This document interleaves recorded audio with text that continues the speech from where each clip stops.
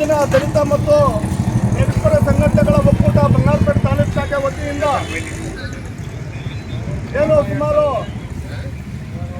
25 ದಿನಗಳಿಂದ ಕೇಂದ್ರದಲ್ಲಿ ಒಂದು ನೀಟ್ ಪರೀಕ್ಷೆ ನಡೀತದೆ. ಆ ನೀಟ್ ಪರೀಕ್ಷೆ ಪತ್ರಿಕೆ ಸೋರಿಕೆ ಆಗುತ್ತೆ. ಆ ನೀಟ್ ಪರೀಕ್ಷೆಯಲ್ಲಿ ಅನೇಕ ಬಡ ಮಕ್ಕಳು ಆ ಒಂದು ಎಕ್ಸಾಮ್ಗೆ ತಯಾರು ಮಾಡ್ಕೊಂಡಿರ್ತಾರೆ. ರಾತ್ರಿ ಹಗಲಿನಿಂದ ಕಷ್ಟಪಟ್ಟು ಓದ್ಕೊಂಡು ತಯಾರಾಗಿರ್ತಾರೆ.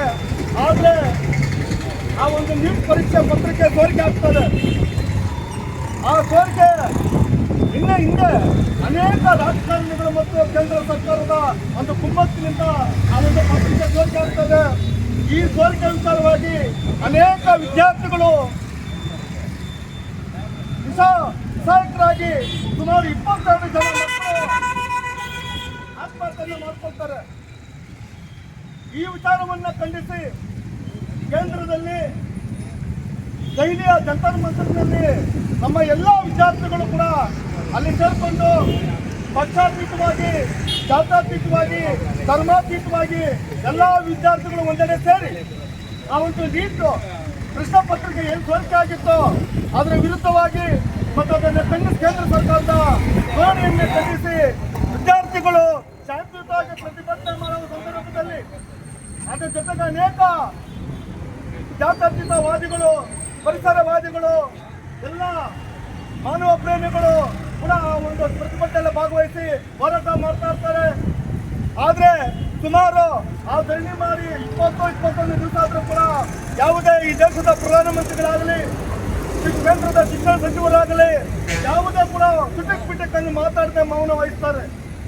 ಈ ಒಂದು ವಿಚಾರವನ್ನು ಮನಗೊಂಡಂತ ಆ ಒಂದು ಧರಣಿ ನಿರತ ಎಲ್ಲ ವಿದ್ಯಾರ್ಥಿಗಳು ಕೂಡ ಮತ್ತೆ ಅವರೇನು ಮಾಡೋ ಪ್ರತಿಭಟನೆ ತೀವ್ರಗೊಳಿಸಿ ಅವರು ಸಂಸತ್ ಭವನದಿಂದ ಬಿಡಲಿಕ್ಕೆ ಹೋಗ್ತಾರೆ. ಸಂಸತ್ ಭವನ ಕಡೆ ಹೋದಾಗ ಸಂದರ್ಭದಲ್ಲಿ ಇದೇ ಕೇಂದ್ರ ಸರ್ಕಾರ ಮಿಲಿಟರಿ ಮತ್ತು ಪೊಲೀಸರಿಂದ ಕರೆಸಿ ಬಲಪ್ರಯೋಗ ಮಾಡಿ ಆ ವಿದ್ಯಾರ್ಥಿಗಳ ಮೇಲೆ ಲಾಠಿ ಪ್ರಹಾರವನ್ನು ಮಾಡ್ತಾರೆ. ದೈಹಿಕವಾಗಿ ಹಿಂಸೆಯನ್ನು ಮಾಡ್ತಾರೆ. ರಕ್ತ ಬರ್ತದೆ. ಅನೇಕ ವಿದ್ಯಾರ್ಥಿಗಳು ಕೈಕಾಲು ಮುಟ್ಕೊಳ್ತಾರೆ. ಹೆಣ್ಣು ಮಕ್ಕಳಂದ್ರೆ ಎಲ್ಲಂದ್ರಲ್ಲಿ ಮುಟ್ಟಿ ಅವರನ್ನ ಅಮಾನುಷವಾಗಿ ನೆಚ್ಕೊಳ್ಳುವಂತ ಕೇಂದ್ರ ಸರ್ಕಾರ, ಅಲ್ಲಿನ ಪೊಲೀಸ್ ವ್ಯವಸ್ಥೆ ಮತ್ತು ಅಲ್ಲಿನ ಗೂಂಡಾ RSSಗಳು ಕೂಡ ಈ ಒಂದು ಕೃತ್ಯವನ್ನ ಮಾಡ್ತಾರೆ. ಇದು ಇಡೀ ಭಾರತ ದೇಶ ತಲೆತಗ್ಗಿಸುವಂತ ಒಂದು ಕೃತ್ಯವನ್ನ ಎಂದೂ ಕಂಡರಿಯದ ಹಾಗೆ ಇವತ್ತು ಕೇಂದ್ರ ಸರ್ಕಾರ ನಡ್ಕೊಂಡಿದೆ ವಿದ್ಯಾರ್ಥಿಗಳ ಮೇಲೆ. ಈ ವಿಚಾರವಾಗಿ ನಾವೆಲ್ಲರೂ ಕೂಡ ಇಡೀ ದೇಶ ಇವತ್ತು ಬರೀ ಭಾರತ ದೇಶ ಅಲ್ಲ, ಇಡೀ ಪ್ರಪಂಚದಾದ್ಯಂತ ಕೂಡ ಇವತ್ತು ಭಾರತದಲ್ಲಿರುವಂಥ ವಿದ್ಯಾರ್ಥಿಗಳ ಮೇಲೆ ನಡೆದಂಥ ಲಾಠಿ ಪ್ರಹಾರ ಆಗ್ಬೋದು, ಅವ್ರ ಮೇಲೆ ದೌರ್ಜನ್ಯ ದಬ್ಬಾಳಿಕೆಗಳನ್ನು ಖಂಡಿಸಿ ಮತ್ತು ಕೇಂದ್ರ ಸರ್ಕಾರದ ಮೌನವನ್ನು ಖಂಡಿಸಿ ಇವತ್ತು ಬೇರೆ ಬೇರೆ ದೇಶಗಳಲ್ಲಿ ಕೂಡ ಪ್ರತಿಭಟನೆ ಮಾಡ್ತಾ ಇದ್ದಾರೆ. ಆದರೆ ಇವತ್ತು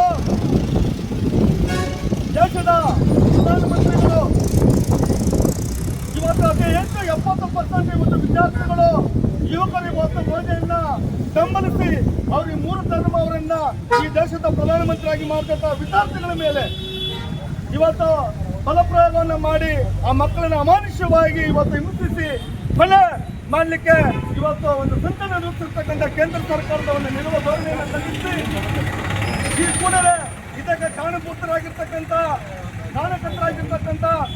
ಕೇಂದ್ರ ಶಿಕ್ಷಣ ವ್ಯವಸ್ಥೆ, ಕೇಂದ್ರ ಸರ್ಕಾರದ ನೀತಿಗಳು, ಶಿಕ್ಷಣ ನೀತಿಗಳು ಇವೆಲ್ಲ ಕೂಡ ಇದಕ್ಕೆ ಕಾರಣವಾಗಿದೆ ಅಂತ ಹೇಳಿ ಇವತ್ತು ನಾವು ಕೂಡ ಇವತ್ತು ದತ್ತಪರ ಸಂಘಟನೆಗಳ ಒಕ್ಕೂಟದಿಂದ ಸಾಂಕೇತಿಕವಾಗಿ ಎಲ್ಲ ಸಂಘಟನಾ ಮುಖಂಡರುಗಳು ಕೂಡ ಸೇರಿ ಇವತ್ತು ಕೇಂದ್ರ ಸರ್ಕಾರವನ್ನ ಎಚ್ಚರಿಸಿ ಈ ಕೂಡಲೇ ಶಿಕ್ಷಣ ಸಚಿವ ಧರ್ಮೇಂದ್ರ ಪ್ರಸಾದ್ ಅವರನ್ನ ರಾಜೀನಾಮೆ ಕೊಡುವ ಕೆಲಸವನ್ನ ಮಾಡಬೇಕು.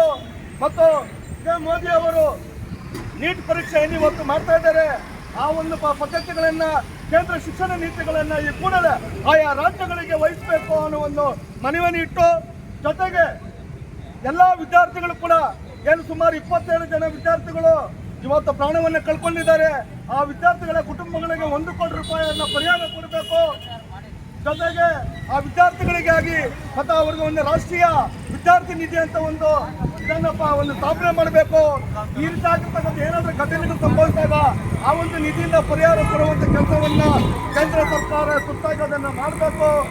ಇನ್ನೂ ಅನೇಕ ಬೇಡಿಕೆಗಳನ್ನು ಇಟ್ಟು, ಜೊತೆಗೆ ಆ ಒಂದು ಡೆಲ್ಲಿಯಲ್ಲಿ ಪ್ರತಿಭಟನೆಯಲ್ಲಿರ್ತ ಮಹಿಳೆಯರು ಅಂದ್ರೆ ಹೆಣ್ಣುಮಕ್ಕಳು ಮೇಲೆ ಪೊಲೀಸ್ ಅವರು ಅಮಾನುಷವಾಗಿ ಅವರು ಮುಟ್ಟಬಾರ್ದ ಜಾಗದಲ್ಲೆಲ್ಲ ಮುಟ್ಟಿ ಅವರನ್ನ ಬೂಟ್ ಕಾಲಿನಿಂದ ಒತ್ತು ಅವರಿಂದ ದೈಹಿಕ ಹಿಂಸೆಗೊಳಿಸಿದ್ದಾರೆ. ಈ ವಿಚಾರವಾಗಿ ಅದನ್ನು ಕೂಡ ಖಂಡಿಸಿ ನಾವು ಅವ್ರ ಮೇಲೆ ಕಾನೂನು ಕ್ರಮ ಇವತ್ತು ಮನವಿ ಮಾಡಿ ಮನವಿಯನ್ನ ಗೊತ್ತಾಗಲಿ. ಈ ನಿಟ್ಟಿನಲ್ಲಿ ಈ ಒಂದು ಎಲ್ಲ ಪ್ರತಿಪರ ಸಂಘಟನೆ ನಾಯಕರುಗಳಿಗೆ ಸೇರಿದ್ದೀವಿ. ಈ ಮನವಿಯನ್ನು ಕೇಂದ್ರ ಸರ್ಕಾರ ಕಲಿಸಿ ನ್ಯಾಯಯುತ ನಮ್ಮ ನ್ಯಾಯ ಸಿಗುವವರೆಗೂ ಹೋರಾಟ ಮುಂದುವರಿಸುವಂತ ಹೇಳ್ತಾ ಈ ಒಂದು ಹೋರಾಟಕ್ಕೆ ಬಂದಿರ್ತಕ್ಕಂಥ ಎಲ್ಲ ಸಂಘಟನೆ ನಾಯಕರುಗಳಿಗೆ ಸ್ವಾಗತವನ್ನು ಬಯಸ್ತಾ ಈ ಒಂದು ಪ್ರತಿಭಟನೆಯನ್ನು ಉದ್ದೇಶಿಸಿ ನಮ್ಮ ಶ್ರೀನಿವಾಸನವರು ಸಿಪಿಎಂನ ಜಿಲ್ಲಾ ಪ್ರಧಾನ ಕಾರ್ಯದರ್ಶಿಗಳು ಅವರು ಮಾತಾಡಬೇಕಂತೇಳಿ ಅವರಲ್ಲಿ ವಿನಂತಿ ಮಾಡ್ತಾ ಇದ್ವಿ.